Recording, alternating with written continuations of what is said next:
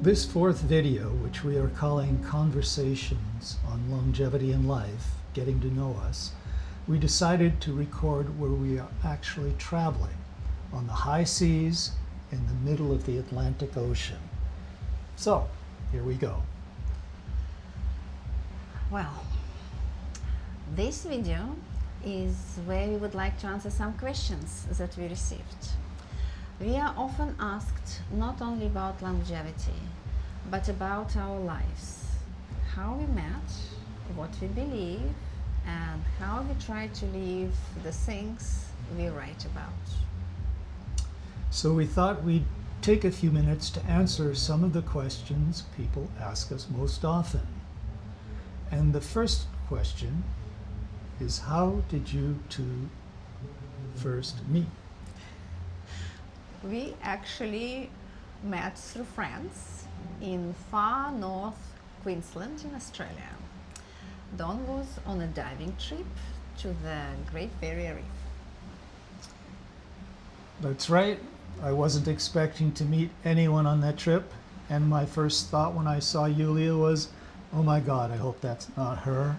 You can only imagine why. But little did I realize I would meet someone who would change my life. We started talking about medicine, travel, and how people age differently in different environments, and somehow that conversation never ended. And 27 years later, we are still having that same conversation about life, health, and how time shapes us. It turns out curiosity can be the beginning of almost anything. Second question. Do you disagree about health or longevity advice? Absolutely. We often start from different angles.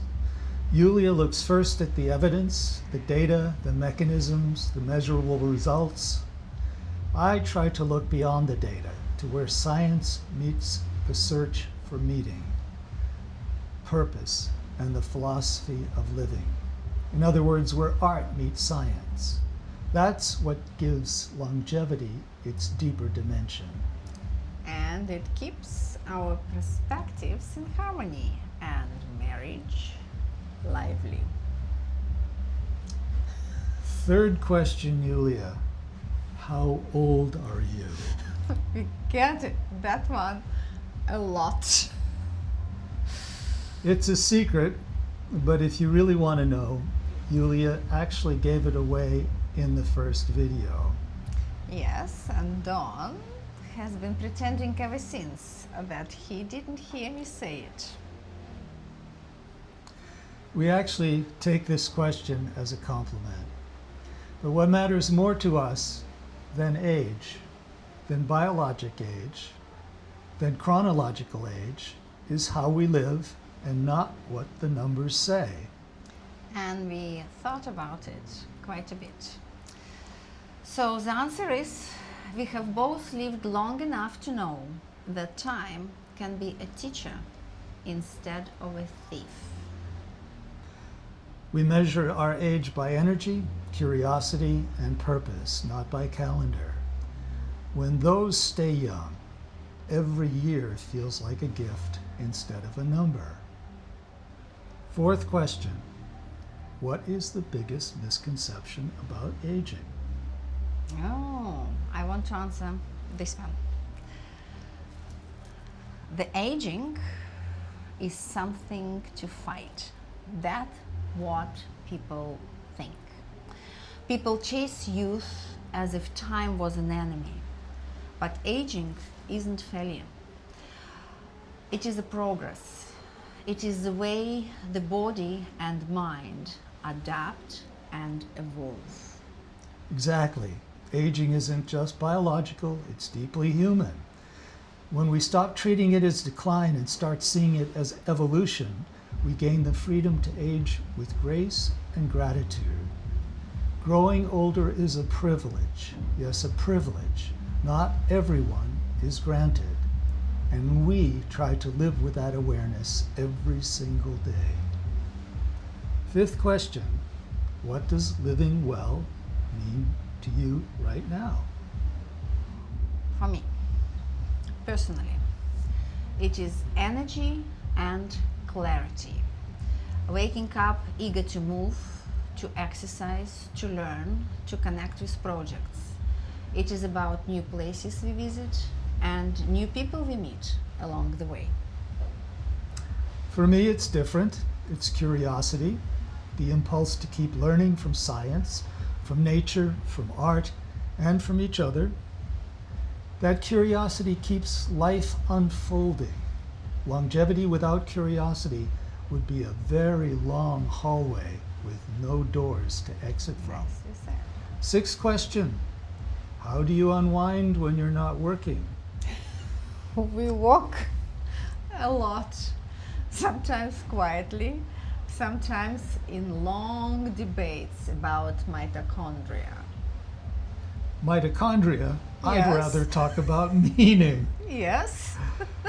We also love being outdoors, scuba diving when we can, and if there's snow, skiing.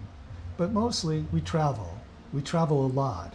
It's one of the ways that we stay curious about the world. Yes. Travel has been a big part of our lives. Our son started playing lacrosse when he was 5, and now he plays for Australian national team, which means tournaments all over the world and adventures. We've actually become devoted lacrosse groupies since his high school years. We followed him and the team, and that's taken us to places we might never have seen otherwise. It's given us a wonderful sense of community wherever we go. Those experiences, travel, movement, connection, they remind us that vitality isn't just about health and how you look. It's about engagement. I love living through the moments when ideas form without trying, when science and philosophy start to sound like everyday life. And the next question. What do you find the most beautiful about growing older? Well, I'm not getting more beautiful as I get older, but you definitely are. I think it's perspective and the way I see time differently. I don't see it as something that you have to lose. It's something that you can learn from. I also find that we can keep reinventing ourselves, discovering new talents and abilities we didn't know we had, and finding new ways to contribute to the world. I'm always amazed by this. And gratitude. You begin to appreciate your days, your body, and what it can do. You start to understand things that really matter and those things that do not and never did. And wisdom. Definitely this one. I do not want to be 5 years old again. I want you to be 35 again. That's another conversation. And the last question, there are a lot of them, but we have to stop at some point. What do you hope people will take away from your work? Well, that longevity isn't just about living longer, but about living more consciously, with awareness, intention, and depth, day after day. And for me, it's that science and philosophy together can help us design lives that are both extended and enriched. That's what Vibrant Ages is about, learning how to live through time, not just in it. If that vision of longevity speaks to you, subscribe to the channel, join the conversation, and explore with us what it really means to live longer, better, and with greater meaning. And just a glimpse into the next episode.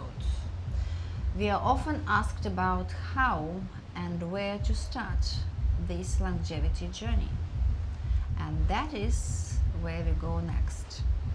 So, see you then.